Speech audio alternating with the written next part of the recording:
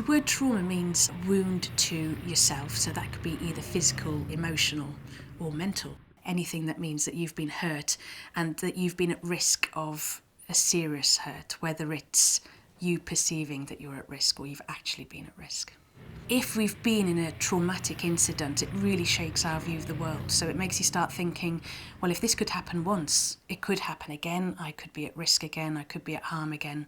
So it really does shake your view of the world, and it takes a while to piece it all back together again.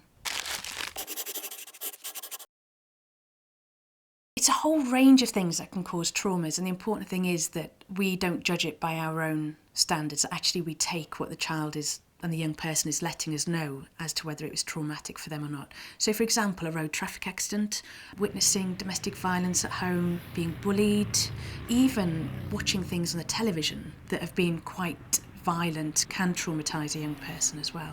A time where a child experiences an unstable environment might be traumatic in itself, even if there's not just one incident that happens. It could be some kind of emotional abuse, some threat of some kind of violence or abuse over time that will add up to make the child feel quite traumatised by it.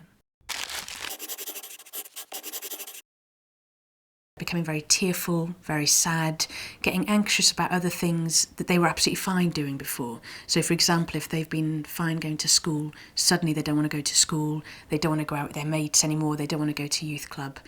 And also you'll see things like maybe a bit of bedwetting or a bit of regression in terms of wanting to do things that they wanted to do when they were very little and had actually grown out of.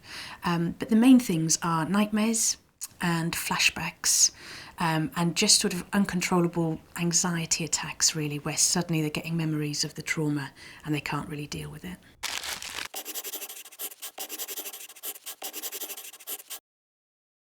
You don't necessarily need to seek professional help within the first month, because what the brain and the body is doing is processing the trauma in a very natural way. Sometimes if you interfere with that, it means it doesn't sort of happen in a very natural way. So in the first month, just provide as much security and safety as you can, as much reassurance. Don't push the young person too much, allow them to go at their own pace, but also keep to your boundaries as well.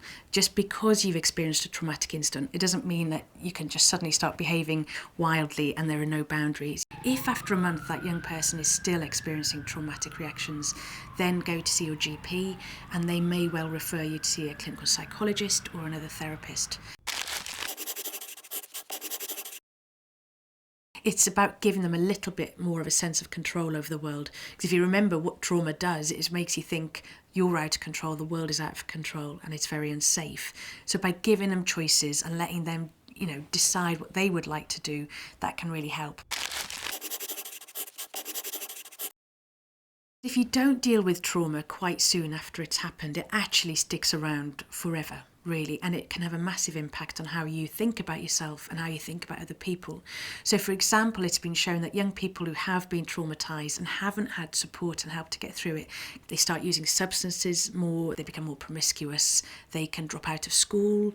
It can have a massive impact. So the important thing is to try and help the young person deal with it.